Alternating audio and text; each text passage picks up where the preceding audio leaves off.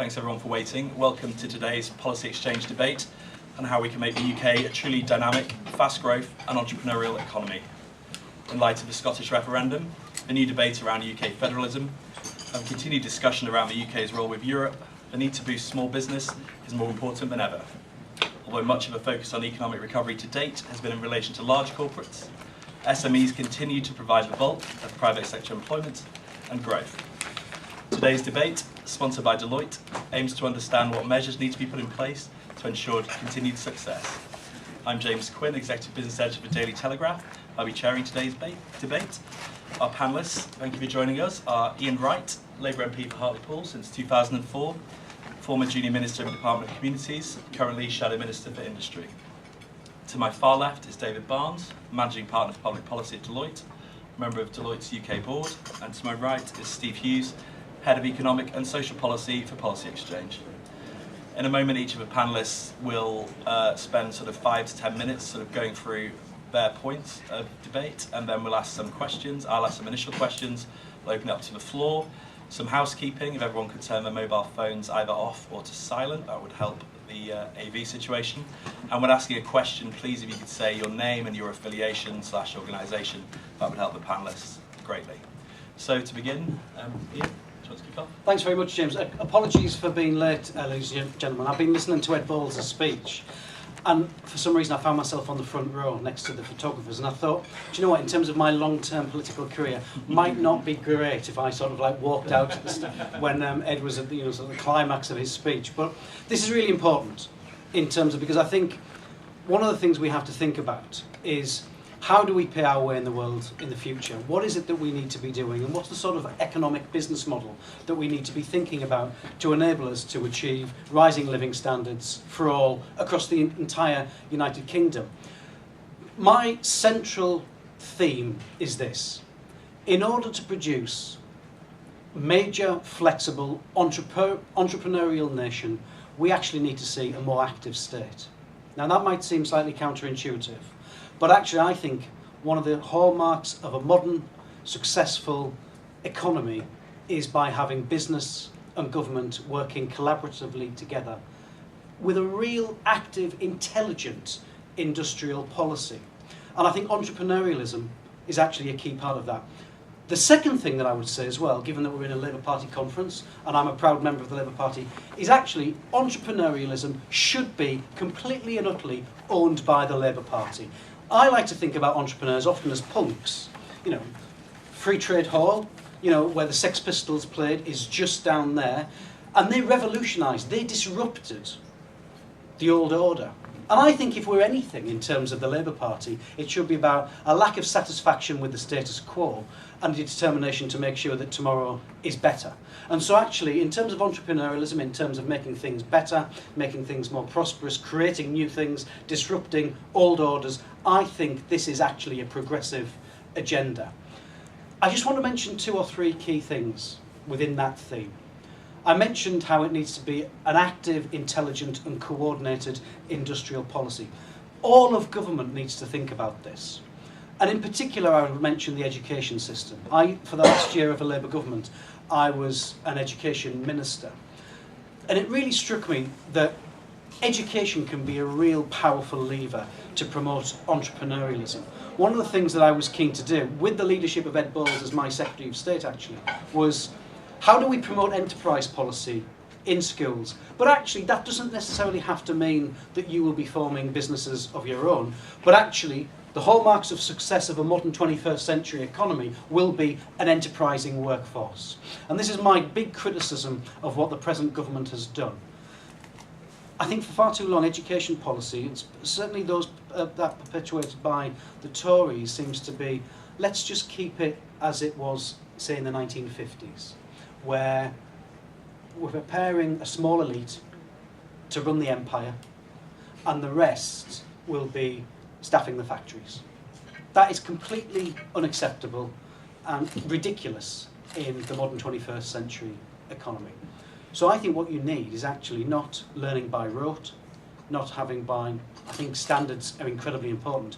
But where are the hallmarks of success? Where are the lessons of, say, Jaguar Land Rover and other successful companies going to come from? It's going to be working as teams, problem solving, making sure that you can think in a flexible manner. That's what a modern education policy and skills policy needs to be thinking about, but in the hallmarks of an industrial policy. I represent a seat in the northeast of England, which is the centre of the universe, as you will recognise. And one of the reasons why I think this is a progressive agenda is because I don't actually think that we push the needs of entrepreneurs across the country and across classes as much as we should. So I think, you know, if you come from a privileged upbringing, it might be considered suitable for you to start your own business. And you might have funds and resources to enable you to do that.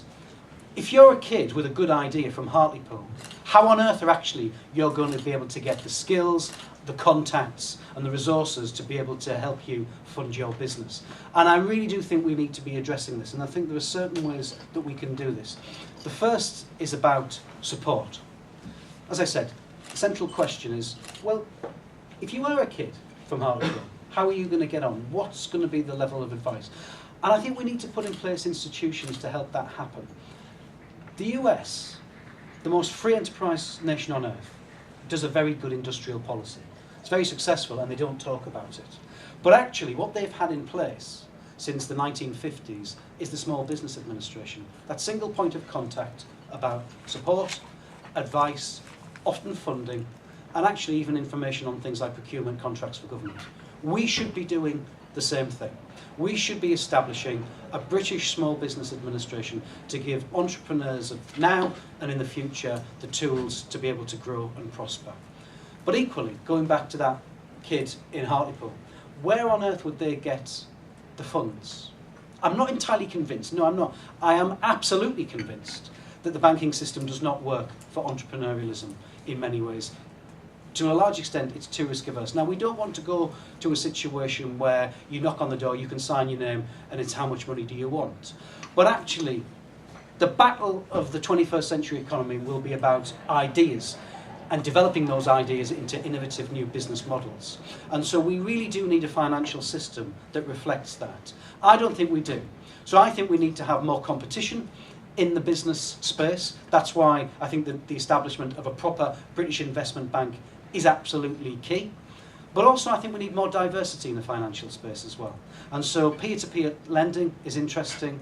All these different forms of crowdsourcing. Again, just trying to diversify the means by which entrepreneurs can get the resources in order to get their business. I want to finish on a final thing which I think is very important. Government has certain levers and they can apply the rules of the game in order to achieve their objectives. But actually one of the things they do have is purchasing power. Procurement can act as a very powerful tool in order to set things. And I think we need to be using government procurement both centrally and locally to help small businesses a lot more. The government, the present government, laudably has a target that all contracts, 25% of those will be given to small businesses. They are going to massively miss that target. But actually the intention is important. And I think what we need to be doing in government is actually really pushing, because I think from that you get innovation, you get entrepreneurialism at its most distilled level, you get enterprise, you will get renewed competitiveness and dynamism. And I think that's really important for the future of the economy. So I hope those are a few ideas, James, and I'm interested to hear your thoughts. Thank you. David? Thank you, Ian. I thought I was going to disagree entirely with you when you made your opening comments, Ian, about what we need is a more active government. I think what I would say is what we need is a more efficient and enabling government. I mean, what I want to do is perhaps over the next few minutes just join a few of the pieces of sort of research that we have done within Deloitte to try and paint a picture of, I think, what needs to happen to create that fast and furious sort of growing small and medium-sized businesses that I think we would all agree are the key to success in the UK. I mean, if you look at the state of the government finances at the moment, I think it's, you know, they're clearly not in great shakes. I mean, last year we spent 50 billion servicing the public debt. In 3 years' time, we'll spend 71 billion alone just servicing the public debt. And I don't think government has got money to burn, so therefore it needs to work out what the levers, as you said, what are the levers that can be pulled to really create that entrepreneurial spirit, that jobs, that growth. if you look at the corporate position, you know, the last 4 years, the corporates have not been investing. In 2009, the biggest corporates spent about 120 billion in investments. 2013, 123 billion. So not really changed much. And yet, corporates have more cash today than they have ever had. We've just done a survey across EMEA. They have 1 trillion euros in cash to spend. And the UK companies have got a large chunk of that. So the question is, how can we do that? How can we encourage them to use that, to make the investments, to create the jobs and the growth that we all believe are fundamental? When you look at exports, actually the position on exports is not great. The government has set a target to actually get to, I think it's £1 trillion of exports by 2020. In our view, we're on schedule to be about 150 billion short of that by we get to 2020. You know, the UK share of the export market, the global export market, has fallen over the last 10 years. It was about 5.5% 10 years ago, it's now 3.7%. And if you look at the 20 top export markets that the UK government has identified, actually in only 5 of those, so 5 out of 20, is the UK in the top 10 exporters to that country. So there's a real issue around exports. We did another piece of research looking at the 1,000 businesses, or what we call the 1,000 businesses leading Britain. And they are largely medium-sized businesses, if I'm honest, 1,000 businesses leading Britain. And they actually, you know, just to give you a scale of those, they had a growth rate 18 times faster than the average growth rate of companies. They have created a huge amount of jobs in the UK. Here in the Northwest, I think there are 51 companies within those 1,000, and they have created 30,000 jobs over the last few years. And actually the great news for the broader economy is 2 things. One is that the geographical dispersion of those jobs is fantastic. I mentioned 51 here in the Northwest. There's a lot in Belfast. There's a lot spread throughout the country. And also in terms of rebalancing, they're actually in niche industries. They're not in financial services, but they are, you know, things like, you know, making nitrogen, adhesive tape, computer security. They're in pretty niche sort of businesses. But when we looked at what are one of the key, we looked at identified 3 success factors for those businesses. But one of them was actually the CEOs had all spent time in emerging markets, in developing the export market. So I think one of the keys to growth, and one of the areas I think government can really help, is to provide focused effort around the export market. Focused effort in terms of trade delegations, in terms of support, in terms of know-how. Other 2 areas that I would focus on is, again, when we did a little bit of research, we found out there were 700 business initiatives, 700 business initiatives supporting growth for small and medium-sized enterprises.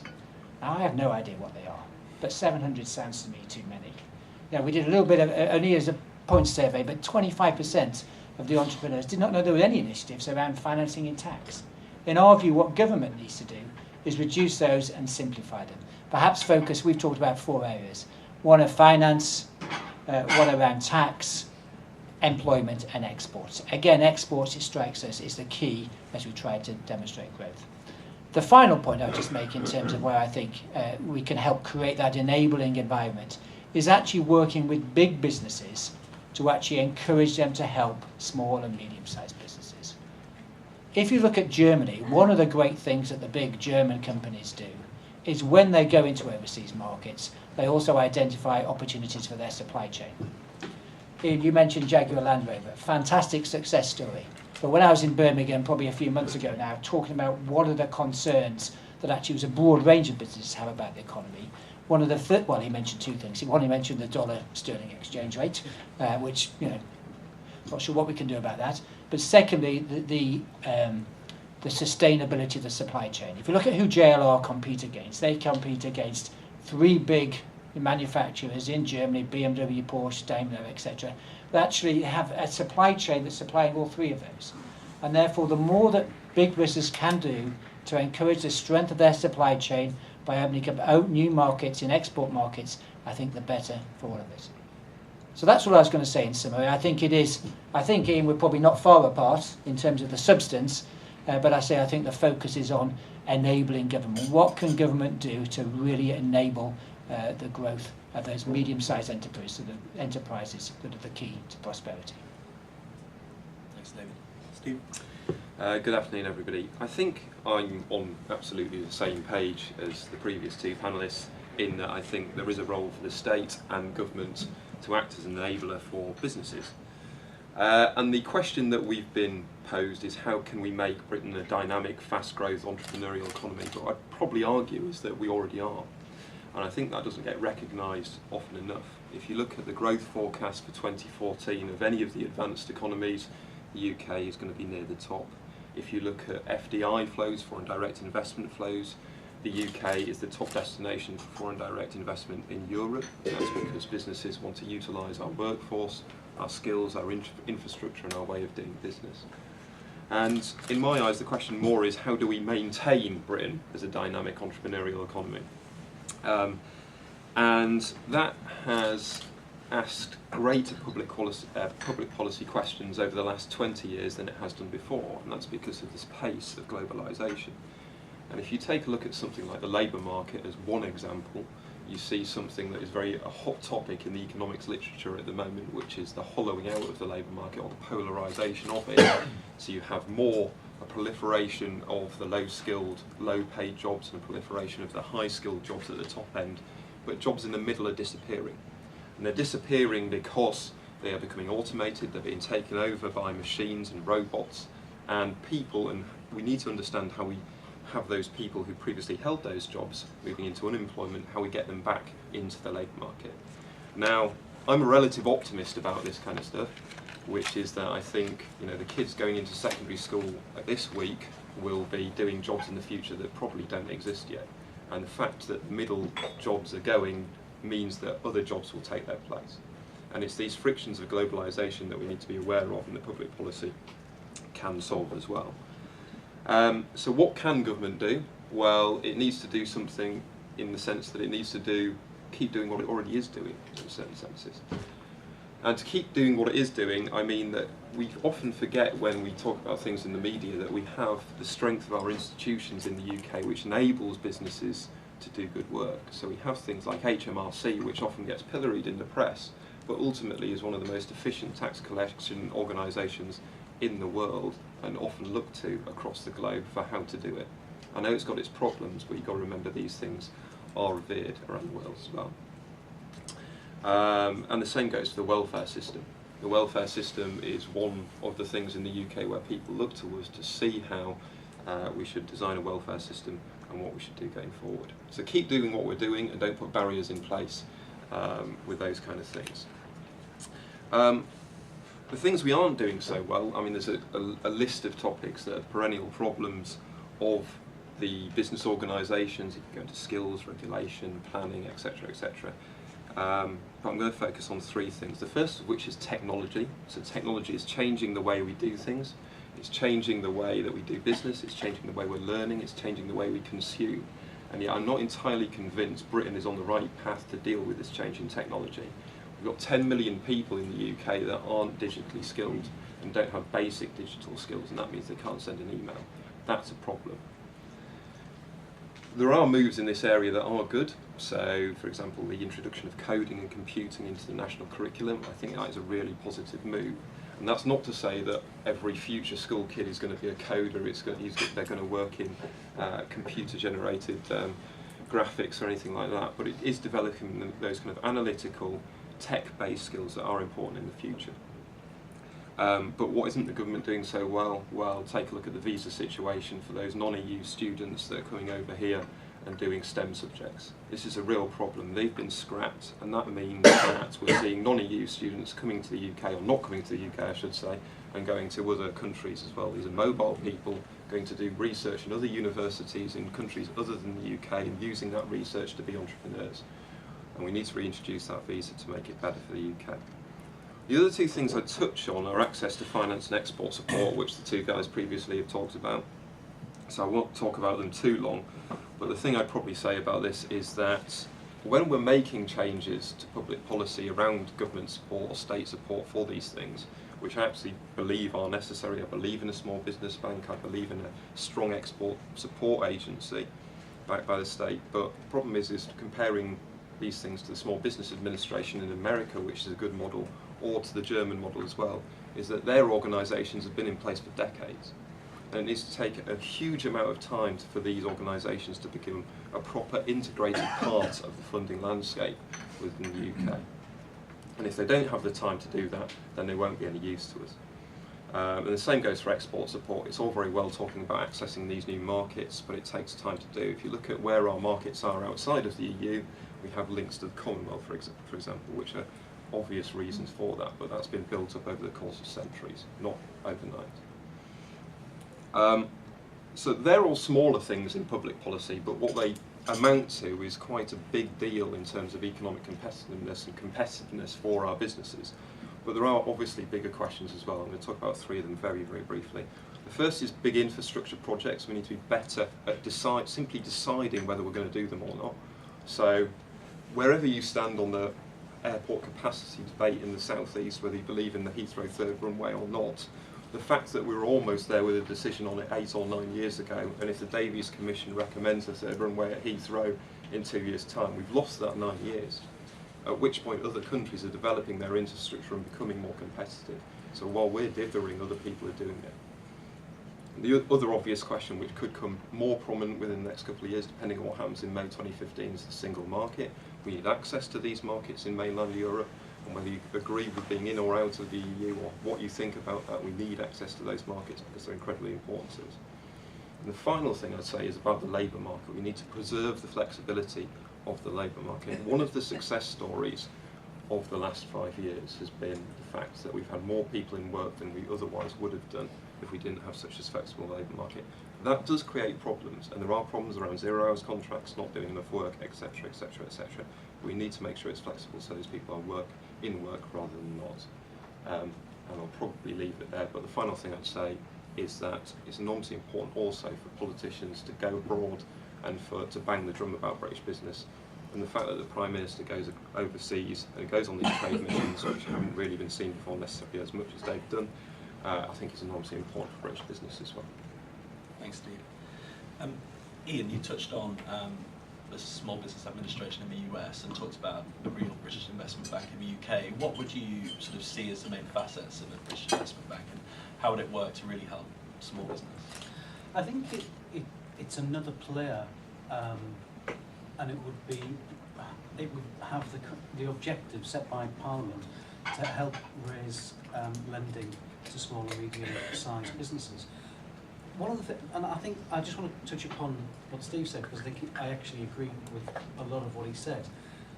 The US Small Business Administration was formed in 1953. It's very long-standing. You know, you can argue a similar thing with KfW in Germany. You know, these are institutions that have had a long time to develop, and one of the things that we have to address in the next Parliament is what are the institutions that we need to enhance our competitiveness and entrepreneurialism. Now, I think a UK Small Business Administration, I think a British Investment Bank, they have to have time to embed. One of the things I think is very important to help promote that spirit of entrepreneurialism is actually policy stability. So, you know, for the long term, I think that's really important. Us politicians love, you know, announcing new things, but actually the ability to be able to just embed, I think, is really important. So, the two that I would particularly cite as successful in recent years are the Automotive Council, set up by Labour in about 2008, continued under the present government, and will be continued in the next Labour government. The Aerospace Growth Partnership, I don't know if you were in the hall before Chucker and Ed's speeches, but Robin Southwell, who's the Chief Executive Officer of Airbus in the UK, was talking about how really important the aerospace industry is, not just for the Northwest, but actually for the rest of the UK as well. We're the largest in Europe, second largest in the world. We need to maintain that. To its credit, the government has put in place the Aerospace Growth Partnership, industry-led, with government collaborating on things like technologies, on composites, materials, and propulsion systems. The next Labour government will continue that as well. So my single point is I think we need to put things in place, and actually then we need a period of stability in order for them to be embedded as part of the sort of institutional furniture of the British economy. Would a Small Business Administration just add an extra layer of red tape, however? David talked about sort of 700 different initiatives for sort of helping small businesses. There's already a lot of red tape that small businesses face both from the UK and Europe. No, I think the sign of success is actually recognition from entrepreneurs and simplicity. I think David is right. I think there are often far too many initiatives and you don't know where to look. What on earth do you do? So keeping it as simple as possible, I think, makes it more effective, because it will be taken up by entrepreneurs and businesses, and actually makes it more efficient and leaner in respect of any draw on the public purse as well. Okay. Should we open it up to the floor? Anyone has any questions? Portia's got the mic at the back. Oh, thanks. Yeah. It is. My name's Sue Maddock. I'm from Manchester Business School at Plymouth University, and I'm also the PPC for Torbay. But one of the things I'd quite like to say is I've been working on local innovation strategies for some time, and what I do at the moment is I'm an advisor for something called GAIN, which is the regional growth hubs sort of network that's emanated out of Plymouth University, and it's very interesting. And the reason that it's interesting is that it starts from the premise that rather than just lots of agencies doing business support, etc., what is the public leader's role within this space in terms of supporting pathways for all sorts of different businesses, including spin-outs from the university. And so the focus is on how do we create a sort of context, if you like, where there's much more talk about connectivity networks rather than individual funds, although the growth fund, etc., is used. And I think we talk a lot about, we go very quickly to talking about competition, but actually almost all businesses, whether they just network with each other, belong to trade groups, you can't do business without collaboration. Yeah. And I think the role of the state is actually to look at what's happening already in localities. Manchester, where I previously lived for a long time, has been involved in trying to set up a sort of, something that's more than the individual parts, if you like. And often that we need to start talking about a connective infrastructure that's not just digital, that looks at how to support particularly small businesses in a much more personal way, in the same way in which you do care, that there's something about, maintaining a system locally that's reinforcing supply chains. There's a very interesting project in Manchester called the SHARP project, which supports the creative industries. It's open to unemployed kids in East Manchester, and it encourages them to set up business, and then it's led by somebody who used to run the BBC, is linked into it. So there's a sort of pathway in terms of what the support is, but you have to have an anchor for those things. I don't think you can talk, I think there's a policy conversation about talking in a different way, about recognising at the centre what's happening in localities already led by good leaders, and it's part of the devolve. You mentioned a phrase, the role of the state, and the question I would throw back, which I think is really important, is what do you mean by the state at this level? And it's a case of, there will inevitably be a tension between national, often top-down, and local, and it's a case of, are LEPs a good mechanism to bring people together, local authorities, and Manchester's a good example, so what does that mean? About it, but it's different from leaving it to individual firms or individual sectors on their own, particularly small business, where people do not have the time, it's thinking about how do you support a connective infrastructure that actually maintains a development from very small into growth. There's a real problem. So we've got the corporates and large companies, and we've got very small companies, particularly in the southwest, who find it very difficult moving beyond having under 10 employees, got low productivity. Yeah, okay. And there's something, so when I mean more of the state, I don't necessarily mean just, it could be LEPs, depending on how they develop. Mostly it does involve local political leadership in local authorities where it's good, like in York, Manchester. Okay, thanks, Sue. I think Steve's got some thoughts on that. On this question. I used to work for the Chambers of Commerce a few years ago, and the importance of networks to businesses that operated in localities was huge. And it is really important that you have those networks because they respond to local labour market conditions more than anything. Yeah. So we used to go to places like St Helens where there's a shortage of affordable offices for people to use for startups. So the Chamber put some small offices in there which could be shared, for example. There was places in Manchester, there was places in Bristol that offered opportunities for apprenticeships within local businesses. But the thing is that in terms of the national-local thing, I often think there's a problem in the sense, and we talk about this a lot. I mean, I've worked in Westminster, and when I was at the British Chamber, I worked in Westminster, but I went all around the country. And I think there's a little bit of a lack of understanding from certainly the civil service Westminster bubble about what happens outside the M25. I don't think there necessarily is that full understanding of these hubs and networks that can operate and be successful in localities. Can I just pick up on that? Forgive me, I don't want to hog it, but I think there were two very important messages there. One is, I used to work, before I became an MP, I used to work for One North East, a regional development agency. And I think the abolition of the RDAs are a good case study. It seems to me that in most of the general government position of let's abolish the RDAs was for no better a reason than the last lot brought them in, so let's get rid of them. And I just think that's so, in a modern, just a ridiculous thing to be doing. If a previous government of a different political complexion brings something in that's good, I think it's only mature that you actually continue it. For example, the aerospace growth partnership. The other thing that Steve mentioned, and as a North Eastern MP, in the aftermath of Scotland, Whitehall doesn't understand the needs of the North East. So in terms of additional powers for the North East, we've got great opportunities in high value manufacturing, in energy production and distribution, in digital economy. Are you going to give us more powers? And I think this is a really important matter, that it's not just on a national basis of the component nations of the United Kingdom, but I want more powers and freedoms for the North East to be able to fulfil our huge potential as well.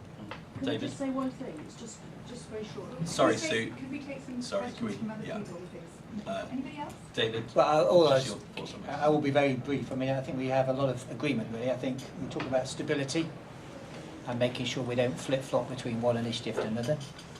We talk about simplicity and actually trying to, make it quite clear what is available.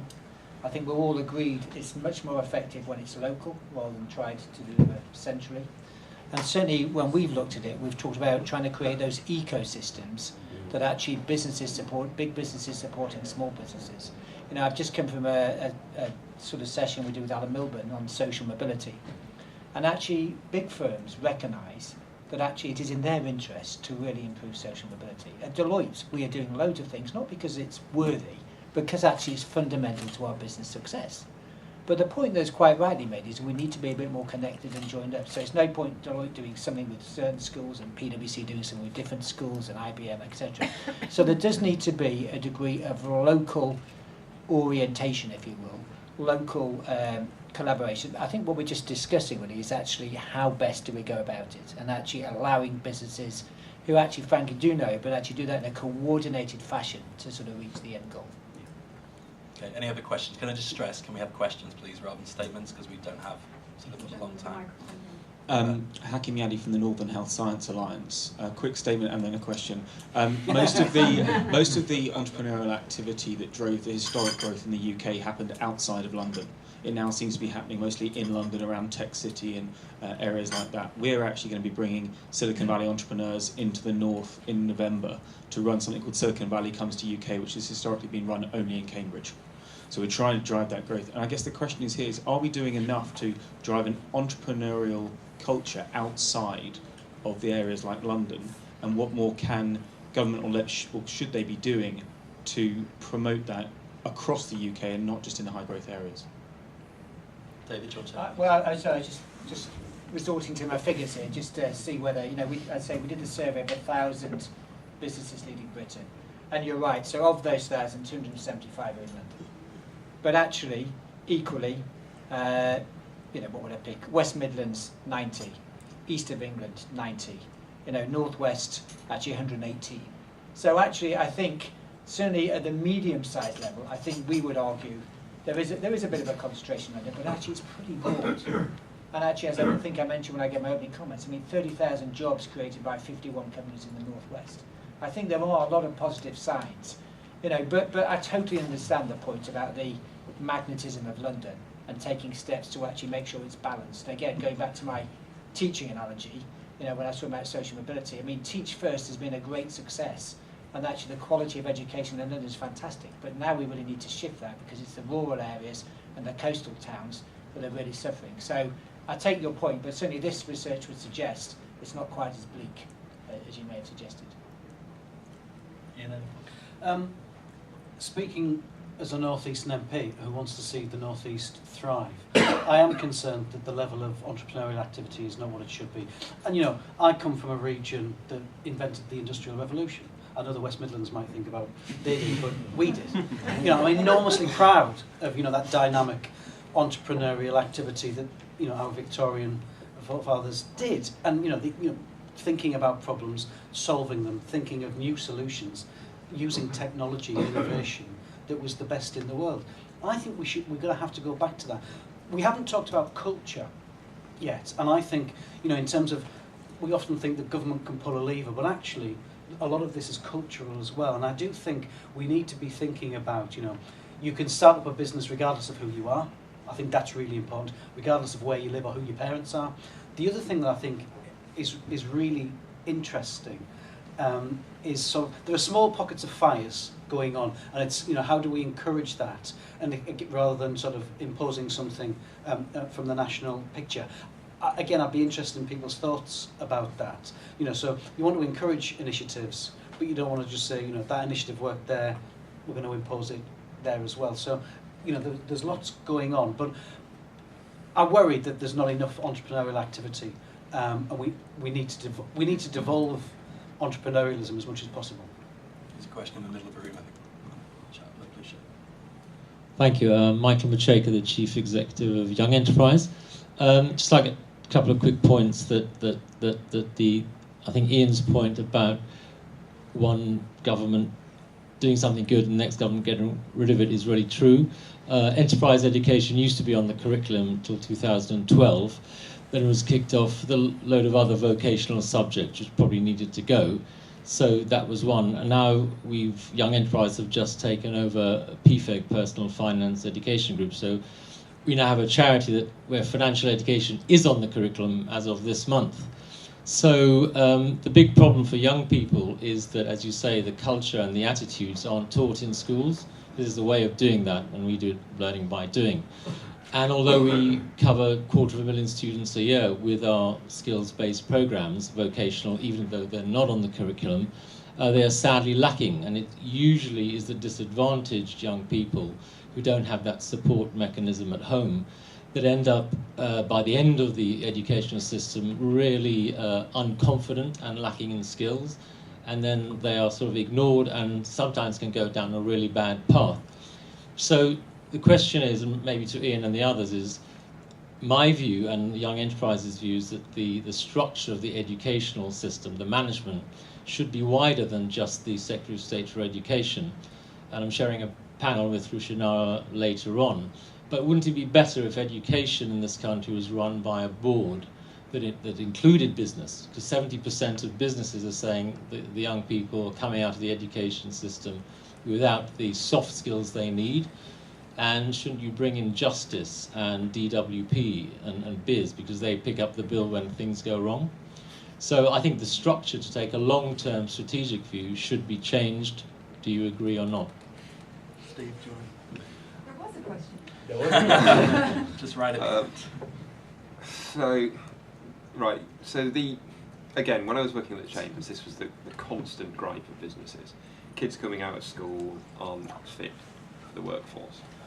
And I never really found out where I stood on this issue in one sense, because I always wondered whether there is this situation where one generation thinks the next generation is worse than the one before, and whether you actually would have got a different answer or something like, 30, 40 years ago. I'm not entirely sure that that's the case. I mean, obviously preparing kids for the workplace is incredibly important, but how you do that, and given all the competing pressures on the national curriculum, you've got to find a balance somehow. I can't answer your question. I don't know how you do that, but I think there has to be some recognition. There certainly has to be a recognition between employers in a locality and the education providers within the locality, and for those to work together to understand the skills gaps and needs within that area. The last 11 months of the Labour government, as I tried to hint at, under Ed Balls, I was a minister in the Department for Children, Schools and Families, and I had enterprise education. And I just think that linkage between business and education is so important. Businesses say skills are an issue, we can't get into schools. Schools say we'd like to engage with the business community, but we don't know how to. And so having, a mechanism to be able to do that, I think, is incredibly important. I worry that the government has dismantled a lot that's going to compromise, one, social mobility, and two, economic activity for decades to come. So enterprise education, as I said, not necessarily thinking about you can be a businessman or woman, but actually just being enterprising, problem-solving, flexible in your thought. I think careers advice is diabolical. I mean, I'm not pretending it was a golden age under me, far from it, but the dismantling of that is just ridiculous. And so that, that mythical kid in Hartlepool who doesn't have access, whose dad doesn't speak to the local GP at the golf club, because that's not the sort of world that they live in, and say, he'd like to become a doctor, can he have some work experience, or can you just talk to him and talk about what's going on? That's been ended. Work experience is not what it was. I think the answer is going to be multifaceted, but actually in terms of using a great asset, and I was really interested in doing this, and unfortunately the general election came. Governing bodies often have fantastic business expertise. We don't tap into that as much as we should. And it's like, how can we use governors with business and commercial expertise to be able to excite, motivate, and actually help that important triumvirate of children, of parents, and of teachers to be able to get more knowledge about the world of modern work? I think, Deloitte, we will take on each year 1,500 graduates. And we have Including me at one time. we do make mistakes. Yes, absolutely, yeah. From time to time. The recruitment policy has improved. We've changed it dramatically since that time. But we have a machinery and an apparatus that delivers that. But frankly, if I'm honest with you, they are largely the Russell Group universities. No, we, from a business perspective, we have a real business need. I mean, the clients we serve, we need to be a broad church. We need to recruit from all walks of life because those are the clients that we serve. So therefore, what we're looking to do is how do we have that machinery and apparatus to give us that broad things? And I think you use a point. It needs to be a multifaceted answer. There needs to be some state or government, local answers. Business also needs to do its bit. We have a fantastic relationship with Teach First, which actually we're incredibly proud of, and hopefully serves them really well and serves us really well. So last year we had 600 people from Deloitte provided mentoring and skills and careers advice to 2,500 people throughout the country. And those sorts of things are fantastic. But it is bit by bit. I mean, one of the things we do is we have a sort of social pioneers program. So in addition to providing advice to big businesses, we also provide advice to social enterprises. And one of the things we did was to a social enterprise called Wild Hearts based in Scotland, and they have something called the Micro Tyco Challenge, which essentially get teams of 4 or 6 young people, how much can they turn £1 into over the course of 4 weeks. And actually the winners last year were a team of I think 16, 17-year-olds in a comprehensive school in Leeds, who actually worked out that one of their former pupils was in one direction, and they got him to sign various Valentine's cards, and they auctioned them off. But actually what that does, to the point, it starts teaching people about entrepreneurial skills. And actually it gives them confidence, it gives them network access, through this, it gives them access to networks and people in Deloitte, and gives them the ability to start thinking slightly differently and give them the support. Now that on its own is only going to deal with a small number of people. But it is initiatives like that from business, together with local or central government initiatives, that I can think really broaden that mix of the sort of pool of people that businesses really need to recruit.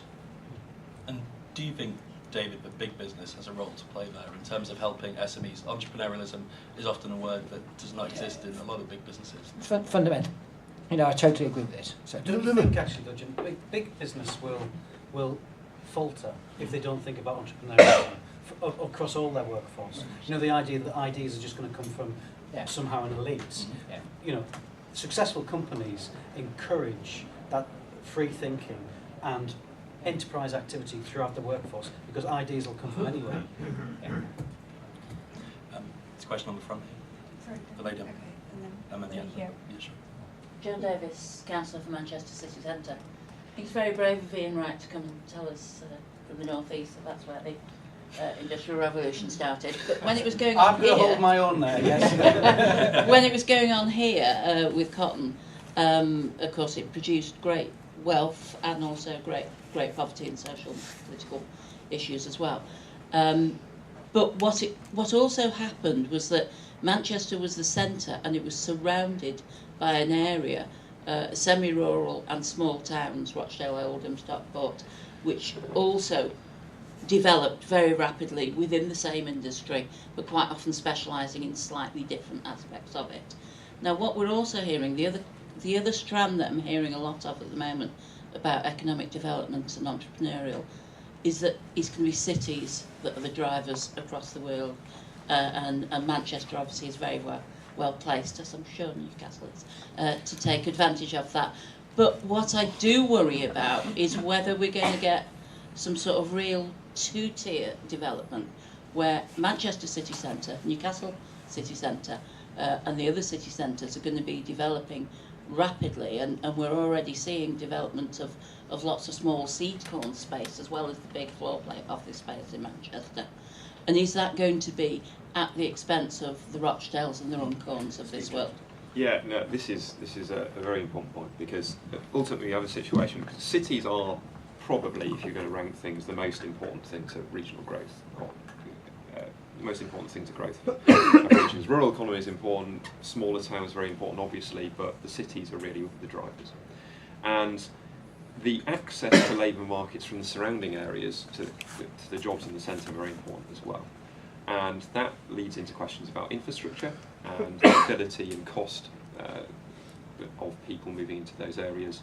And it also raises questions about social mobility. If you live in a poor area on the outskirts of Manchester, how do you get into those jobs if it's going to cost you an arm and a leg to get in there?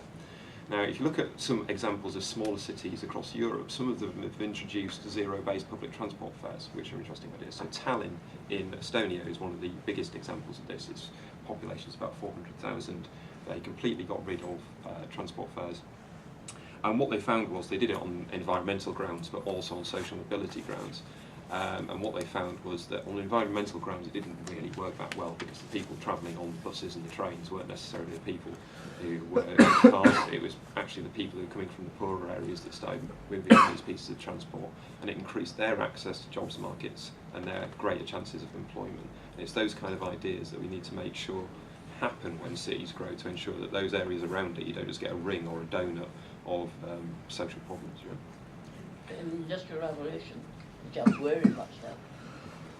And that can happen again. I don't disagree with what Steve was saying, but actually I see it slightly differently. Because I think what's really fascinating is, you know, in an era of globalisation, when I can talk to anybody anywhere in the world, geographical stickiness is still really important. Cluster theory, I'm a massive fan of, and that doesn't necessarily have to be in cities. So, for example, you know, in my patch,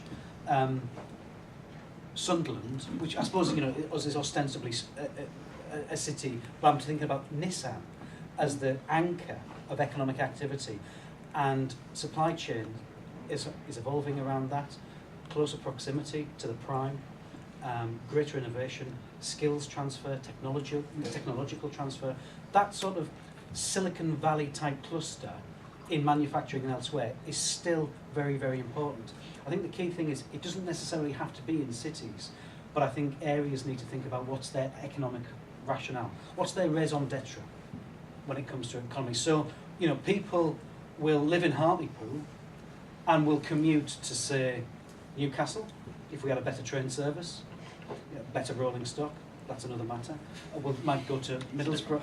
Yeah, Middlesbrough or Durham. But actually, where we're starting to evolve is in terms of energy, as I said, production and distribution, in terms of a really quite credible offshore wind supply chain. And we'll be able to do that. So I think it's, where do you fit in that sort of economic development? I think that's going to be very important. Thanks, Iain. I think there's question there. Hi, Anna Wallace, PwC. Obviously, like to reflect lots of the comments made by the panellists. Employers, absolutely, do have a role in helping young people find their way into the labour market, and again, take on your point, David, about the local collaboration that there can be.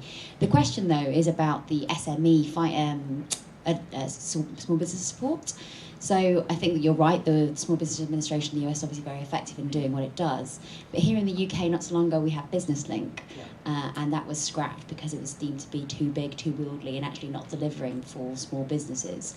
So what would be different about your idea to make sure that it was both effective and manageable? I think it's a really important point. When I worked for Deloitte, I remember auditing this massive, bizarre system. So I think it was the TEX, and then Business Link came in, and it was changing on an annual basis. I think I go back to the earlier point, which is I think we need to put something in place and just let it embed, and then it will become part of the institutional architecture, and people will recognise it. I think simplicity, clarity of purpose, and that sort of stability are really, really important. I mean, I don't answer questions from PwC, is it?